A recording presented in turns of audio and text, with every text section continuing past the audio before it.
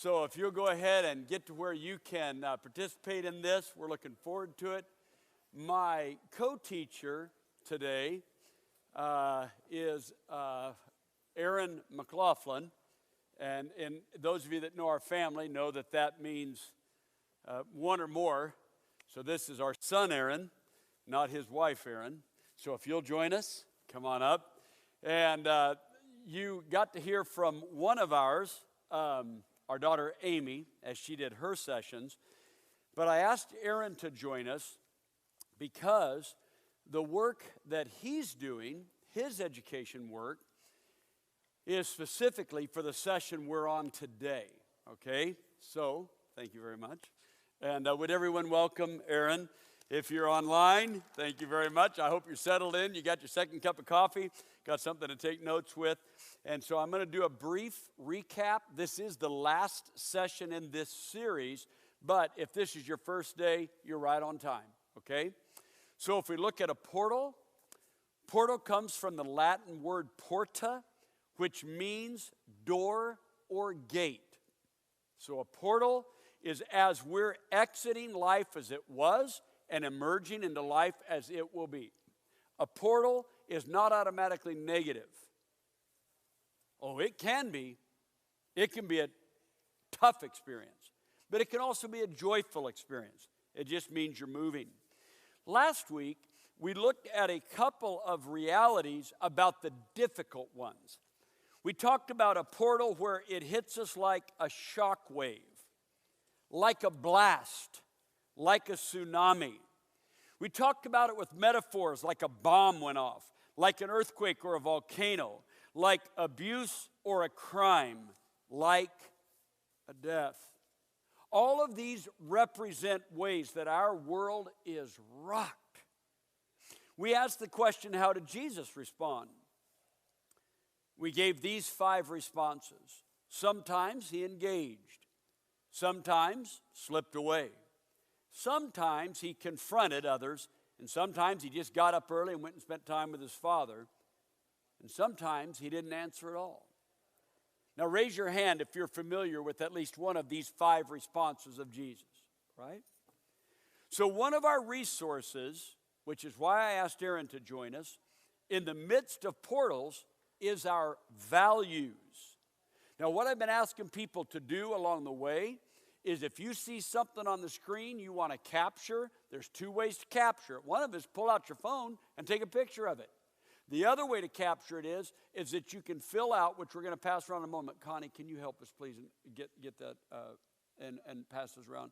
I do this every week, and I'm sorry. Okay, so just pass the roll, right? Yeah, that's it. Thank you. And if you want this by email, then you put your email address on here and you'll get the outline, okay? We have ways of determining what matters in life and what matters most. We sometimes refer to this as a collection of priorities, as a system of values or a value system. Now, I'm going to leave that on the screen for a moment, and we're going to discuss this, but I want you to think about the middle phrases. We have ways of determining what matters in life and what matters most. Now, let me give you an example of what I'm talking about. What matters might be that you have good hygiene, or that you get the appropriate clothing for work, or that you get the oil changed in your car. I mean, all of those things, you might have already said, yes, those things matter. But if you are going to get your oil changed, and you got a call from a best friend who just lost a loved one and said, can you please call me? That doesn't mean the oil change isn't important. It just means that what's important, and notice the second part of it, and what matters most. And sometimes what matters most is what's happening in a moment, right? You might think to yourself, oh my gosh, if I stop and help someone, I'll be late. And then you see someone that you know needs help and your heart tugs at you and you got, okay, being on time is important to me, but helping that person is what I got to do because it becomes a higher priority. These are our system of values. So what I'm going to do here is I want us to think about how core values function in our life. Our core values touch everything. This next picture I liked a little better because core values are what drive the rest of the gears. Our core values are making everything else move. Okay? Jesus talked about core values. One of them we're familiar with is the Sermon on the Mount, right? It says Jesus went up on a mountainside, sat down, his disciples gathered around him. He sat down and began to teach them, and blessed are they. Remember, he gave the Beatitudes and all of that. If you look at Luke chapter 6, take a quick picture of that. Luke 6, 27 to 49. This is this famous section of values where Jesus says things like, hey, listen, if somebody asks you to carry their burden for a mile, go with them too, and things like that. This is Jesus driving our values. John 13 is Jesus washing the disciples' feet. The Apostle Paul said it this way, that, however, is not the way you ought to live. When you heard about Christ and were taught in him in accordance with the truth that's in Jesus, you were taught that with regard to your former way of life, to put off your old self, which is being corrupted by its deceitful values, its deceitful desires, its deceitful impulses. But be made new in the attitude of your mind so that you can put on the new self created to be like God in true righteousness and holiness. You remember Galatians 5, 22 to 25. What do we have here? The fruit of the Spirit, right? These 9 activities of the Spirit. What about Matthew 22, 37 to 40, where Jesus says, if you want to know what matters most, you love God with all your heart, soul, mind, and strength, love your neighbor as yourself. Every other command depends on those. So what is Jesus establishing for us? What to value? Okay? So with this introduction, we're going to talk about what it means to live by what we value when we are in the portals. How do we live by our values when we're in the portals? So let's start it off. And Aaron, you've looked over these questions. I'm going to lay it out here as well so you can reference them as well. But why don't we start with the first one? What do we mean? Give a little introduction to yourself and what you study, and then take off on that question. All right, so this is on, I think, right? Yeah. So it's good to be here with y'all. I'm actually usually not in this classroom. I'm usually like with the kids upstairs, or in like one of the like young families class, if we're even young families anymore, whatever that class is. That's where I usually am. So it's good to be with y'all. In terms of what I've been doing over the last several years, I've been in a graduate program at Georgia State University in counseling psychology. So I'm in my 5th year, which is like hopefully the last year, doing an internship and dissertation right now. And my research is about humility and what we call positive psychology. So like the virtues or strengths and resources in people's lives that help them thrive. So like instead of psychology just being about like hurting less or, like not feeling as bad, it's also a form of psychology that's about like, well, what helps people thrive and what can we learn about that?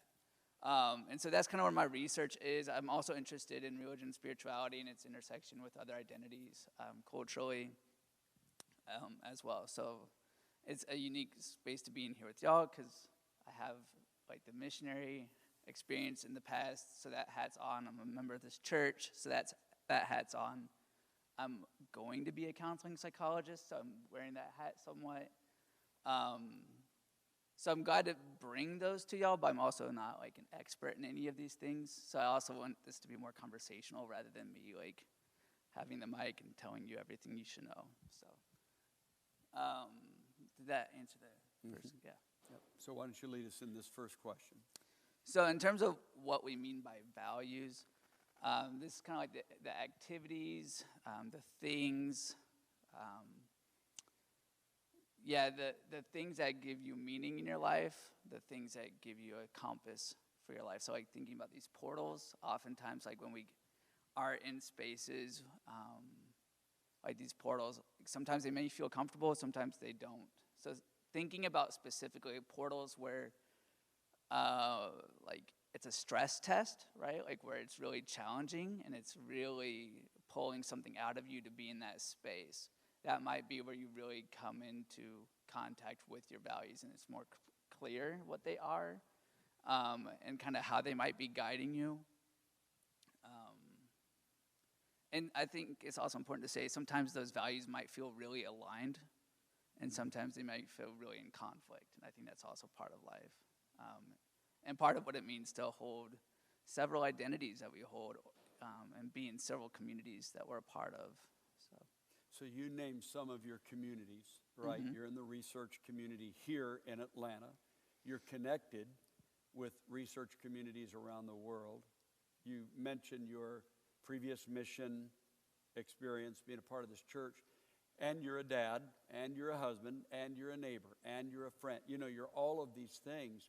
How do you begin to experience various stress tests, especially when they start to overlap, like the responsibility as a dad, the responsibility of getting your dissertation done, and so on?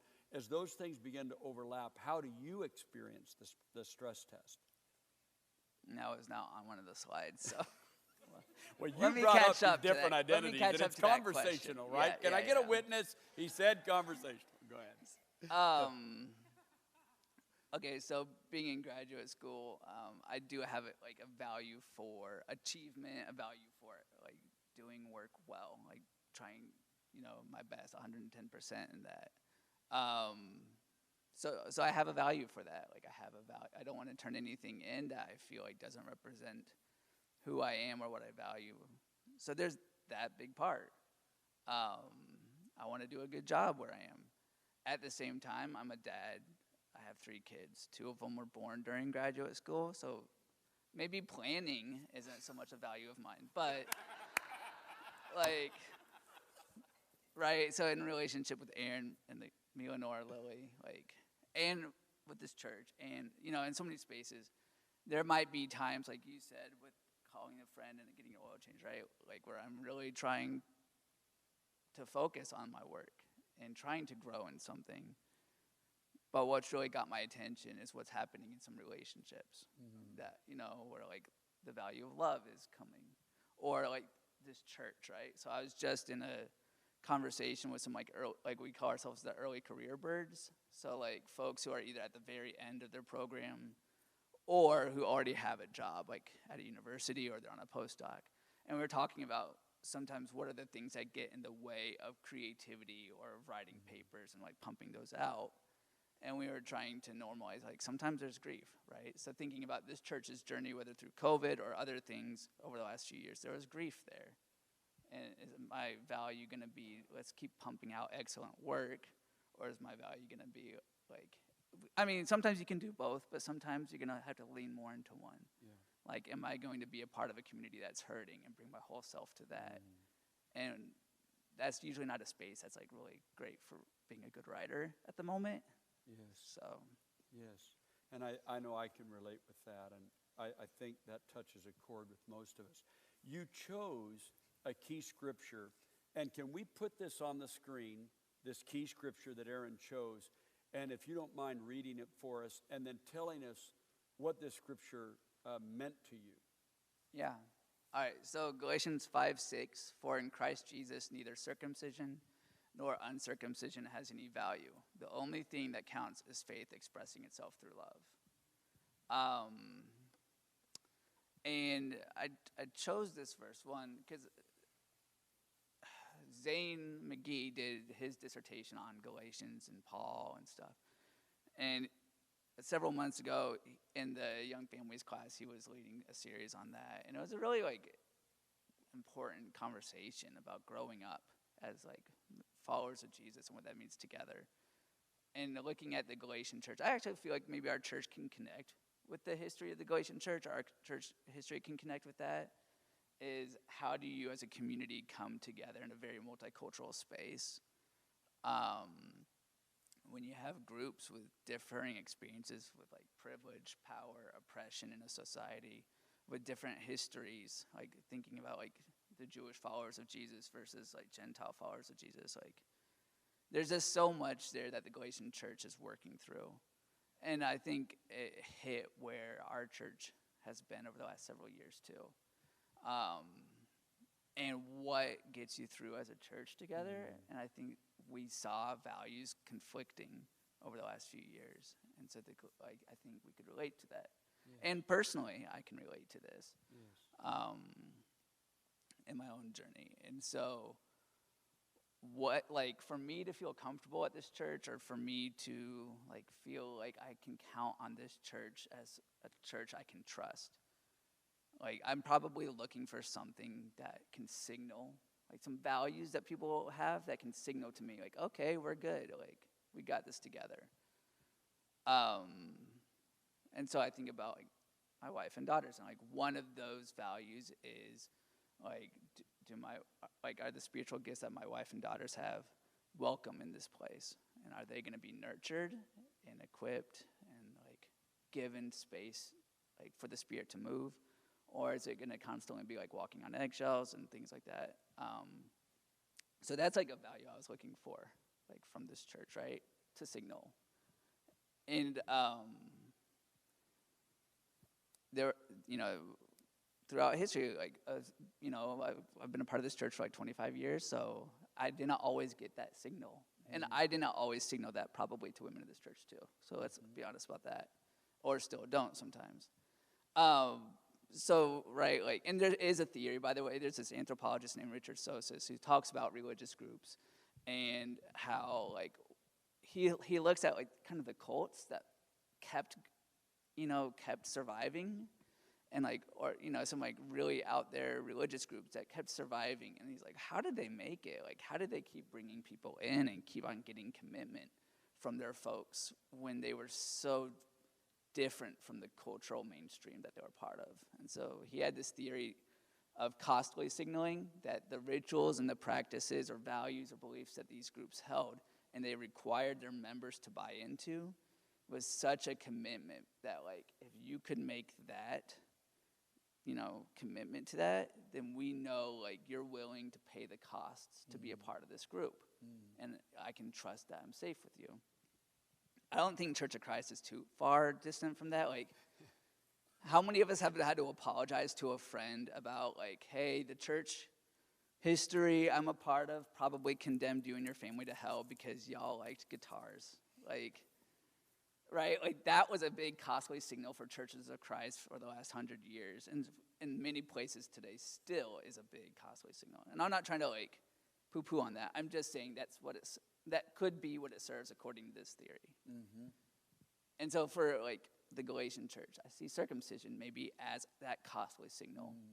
You have these Jewish Christians who are like, we're supposed to create space for people to worship with us and be a part of a faith community that's already being marginalized probably in Galatia. And we're creating space for people who like to marginalize us based on our Jewish identity. Mm-hmm. And they're telling us now we're the same in our faith, we're the same in our religion. How do we know we can trust them? Well, like, if you see a man going on the line for circumcision, like, that might be a good signal. Like, okay, he's in. Like, he paid a cost. Like, mm-hmm. And so I'm guessing circumcision did have a special meaning and a special purpose that signaled trust and buy-in. But you have Gentile believers saying, like, do we really have to do this to signal that we can be one together? And you have Paul, for whom circumcision probably did matter a ton in his identity and his values and his history and his family, like what it meant for him to be a Jewish man. To say that's not a value here is a big step, I think. Yeah. And I'm not saying that. All I'm just trying to say is, so you have this message that what really is the value that's going to bring the buy-in of this church together. There's a lot of things we're going to want personally that signal us. I don't think that's good or bad. But Paul's calling us to faith expressed in love. And I think that's a really hard thing. Yes. To say, like, that's going to be the value. Yes. That I'm willing to buy into with this church and to trust that this church is with me through thick or thin. So that's why I picked that verse. And that's powerful, and that speaks to why the context of why this is important, two things you've surfaced in my mind. One of them is that it's not wrong for me to have a lot of those things that are important to me and matter to me.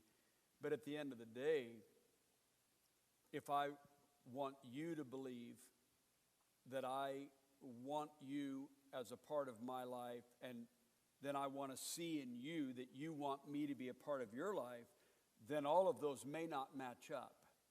So we have to ask, is there something stronger, bigger, more important value to which we could say, oh, okay, well, if we tie into that, we're good.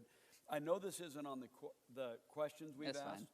but you have a background in Russia and with friends in Russia and Ukraine, right? And you're watching this right now unfold for how some Russian people are signaling to Ukrainian people that though we're Russian, we're with you and we're not for this war, right?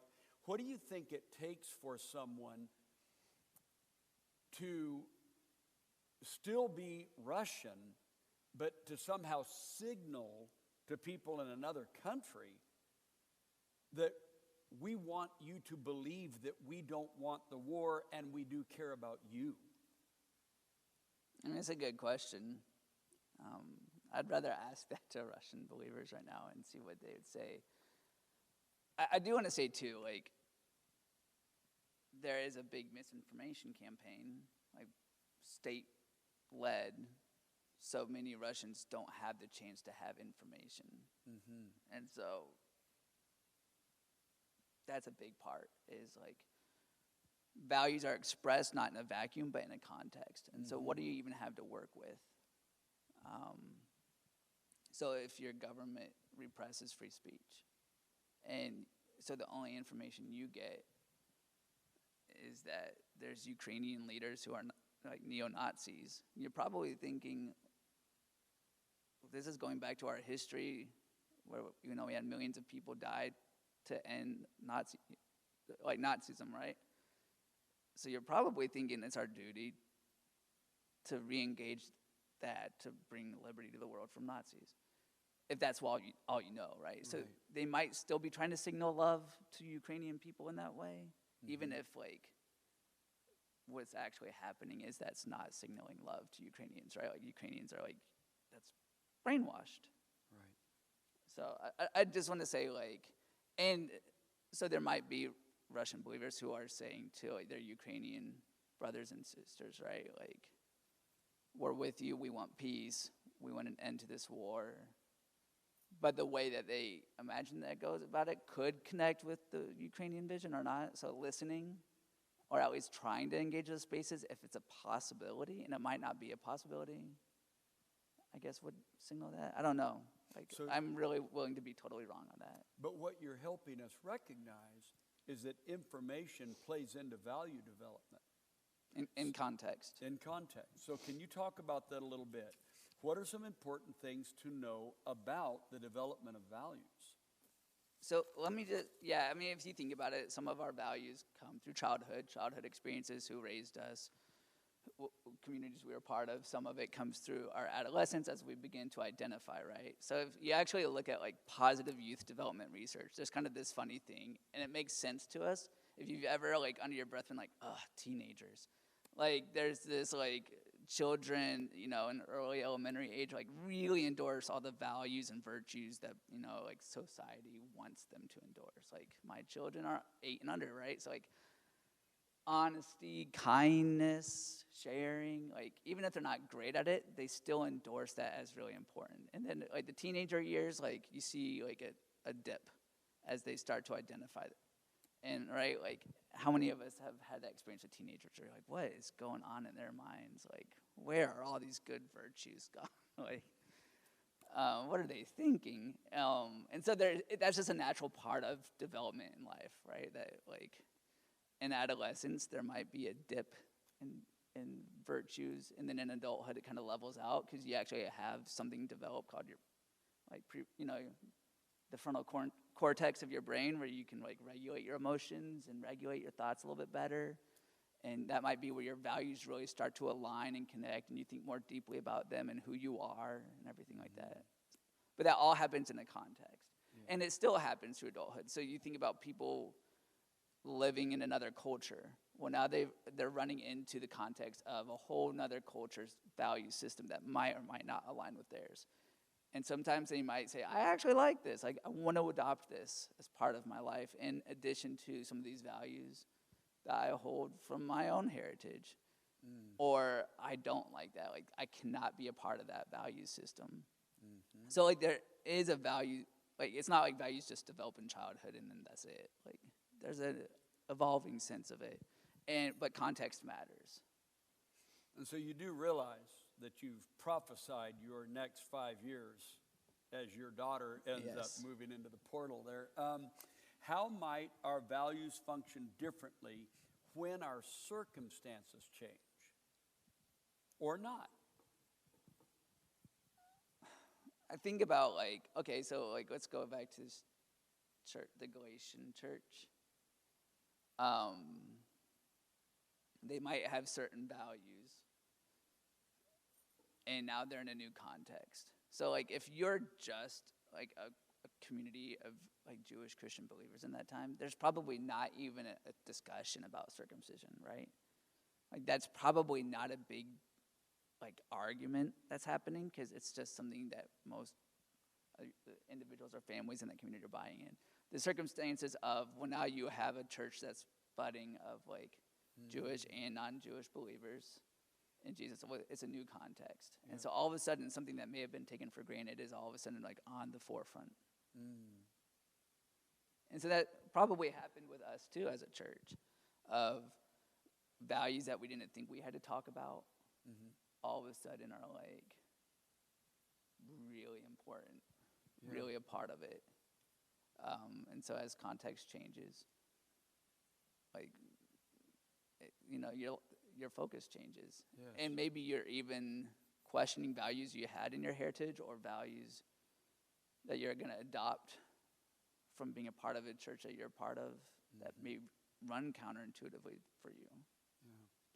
So I think about a conversation I had in this lobby out here where when we came to the faith decision that we could express ourselves musically in more than one way, right? Which included adding instruments.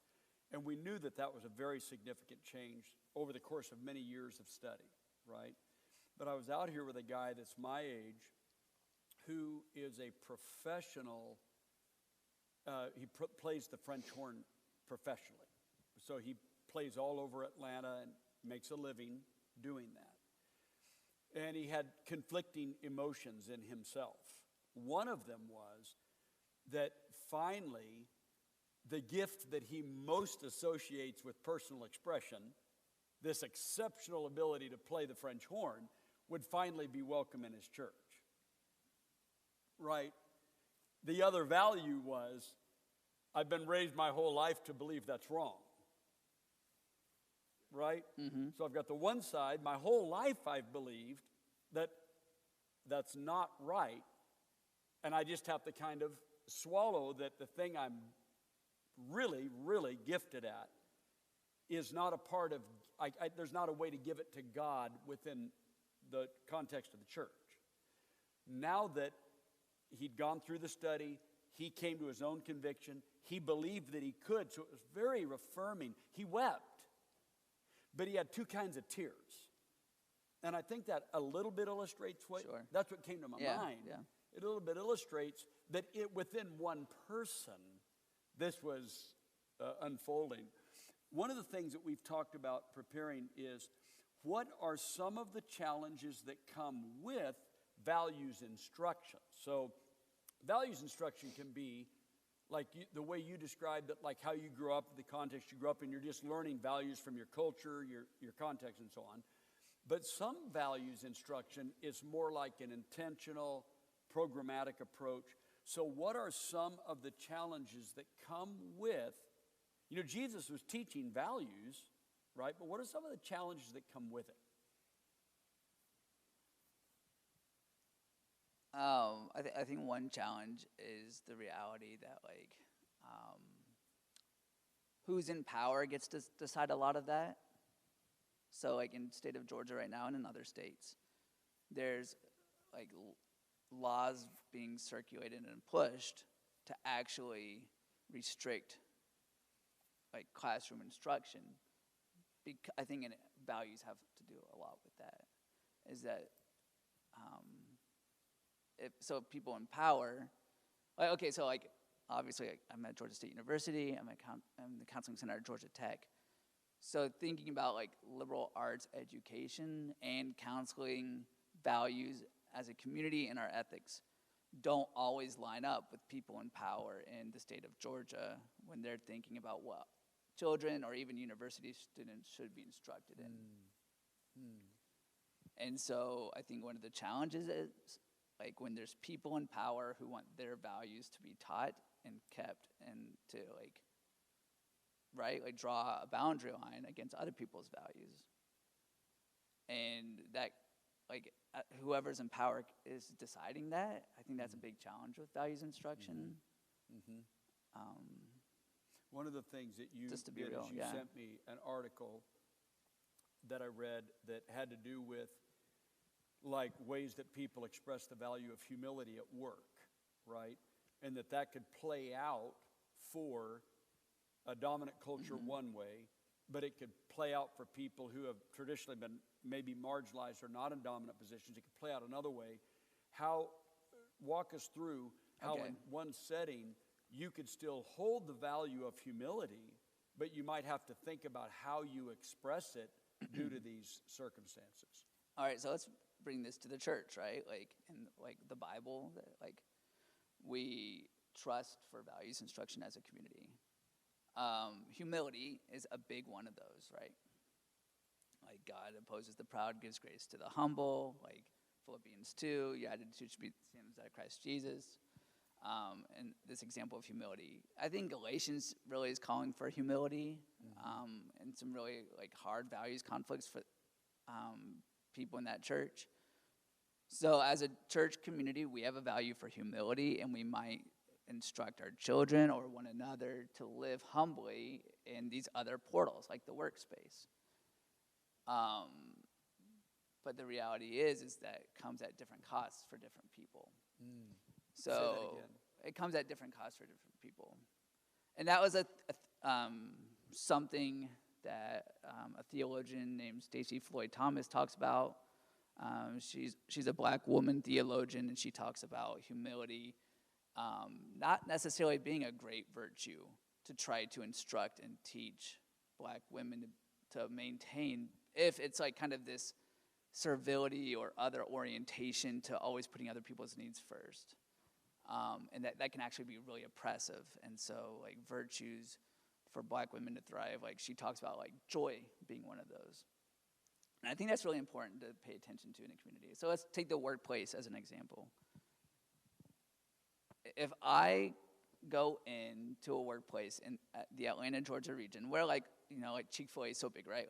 Servant leadership and all of that. If I go in and I act humbly when I'm asking for a raise or when I'm working through a difficult conflict, I'm probably, as a white man, going to get a lot of praise for my character and how I acted in that space. And I might get rewarded for that because that was not expected of me. And going with Stacey Floyd Thomas, let's think of a black woman going into the workspace. And I'm a white man, so I don't want to put words into the voices of the black women in this space. So please speak up if you want to. But humility might function differently in a workspace to where it might be expected and not rewarded. Okay.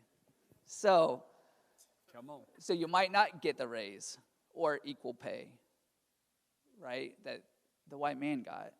And if our church isn't talking about this or realizing that when we talk about virtues in the Bible and we live in this culture that's kind of Christian, but it's got its history and other things too, we're not being real with the challenges of virtue instruction or values instruction in these portals.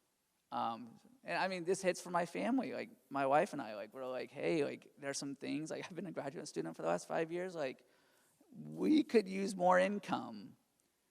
And to be like, okay, so where does that come from? Like, what does it look like if my wife goes to her employer and asks for a raise right now when their company finances are tight? Like, that's not the humble thing to do, even if she's acting humbly, right? So there's research by, I don't know how to say her last name, Preeby. She's a student of someone I know named Daryl Van Tongeren. They work together on a research project. Like, let's put it out to a sample of people, how they would rate someone for their behavior in the workplace. And they assign them to different conditions. So one's a man, one's a woman. There's someone who's being really aggressive looking for a raise in the workplace, and there's someone who's being really like humble. And like when women, like in the condition of women, the fake woman being aggressive in the workplace, like the ratings of her character dropped more than for the man. So there's a big cost to be assertive. So like in that case, like there's the challenge of humility instruction. Like, is it fair? And so I think as a church, like we got to realize that too. Can we pause for a moment and listen to what we just heard? Can we just slow up and listen to what we just heard? Because part of what we just talked about is that these values cost people differently in different circles. Can we hear this? Can we let it sink in? Because this is the reality that we live, right? Real quickly, can we go back to slide 8? Slide 8. Look at how Jesus responded. Okay, just take a look at it. So sometimes he engaged, right?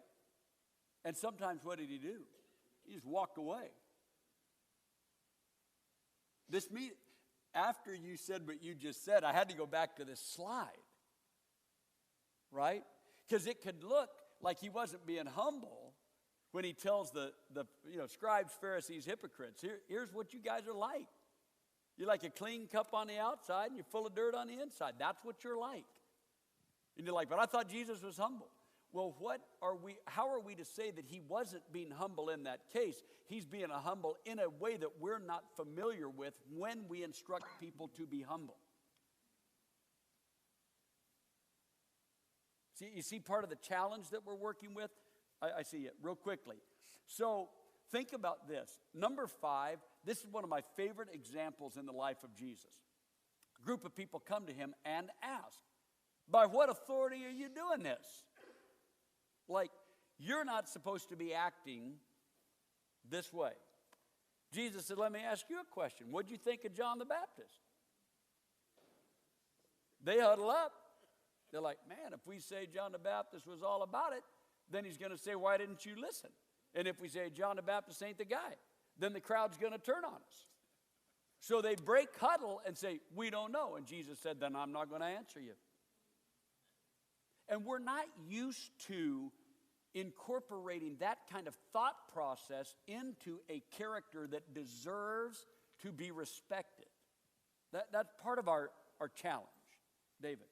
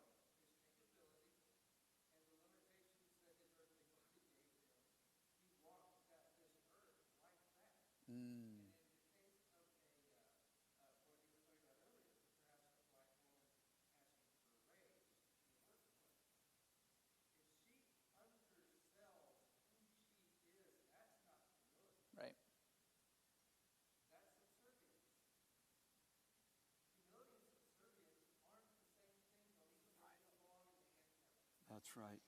And Oh, that's beautiful. It's funny that you say that on a number of reasons. One, like, let's think about what humility means. Right? Is it subservience or something else? Is it just emptying yourself or something else? Like, and this is where like theologians and psychologists probably get frustrated at each other because we have to measure it in a way that can actually be like studied scientifically, and that takes a lot of the essence and beauty out of it. So the pared down version for like a measure scientifically is there's like three aspects. There's an other orientation, like openness to other people's views, and like, you know, like this benevolent kind of orientation to them, right? And then there's an accurate awareness of yourself, your strengths and your limitations, and maybe with that a teachability. And then there's kind of the those two are always there. And then there's a third one that gets debated, and that is like a sense of like low entitlement or modesty. And maybe it's because of some of the cultural differences that one gets debated in terms of whether that's part of it. But yeah, and it's important to realize like when we're asking for humility of others, what are we really asking for? Because it's like we're not so much good at probably knowing our own, but we're probably better at observing it in other people. So what are we asking for from one another if we're looking for humility from them? And are we willing to give that too? Wow. You know what you guys made me think of was Romans 12:3. Do not think more highly of yourself than you ought, but just think with sober judgment. Yeah. And that's really powerful here.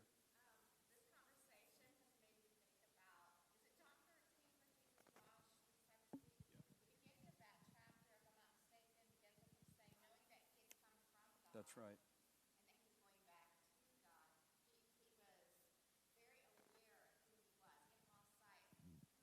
Yeah.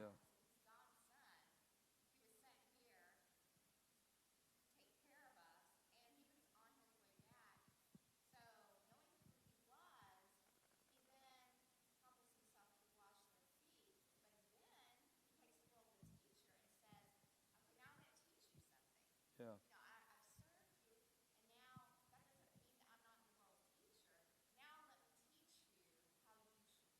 Yeah. And I want to say that for our group online. Yep. Is the point that Susan has made is reflecting on this conversation that in John 13 it says Jesus, knowing he'd come from God, knowing he was going back to God, gets up and does what he does because he knows who he is. He's self-aware. And then he pulls kind of a surprise on him.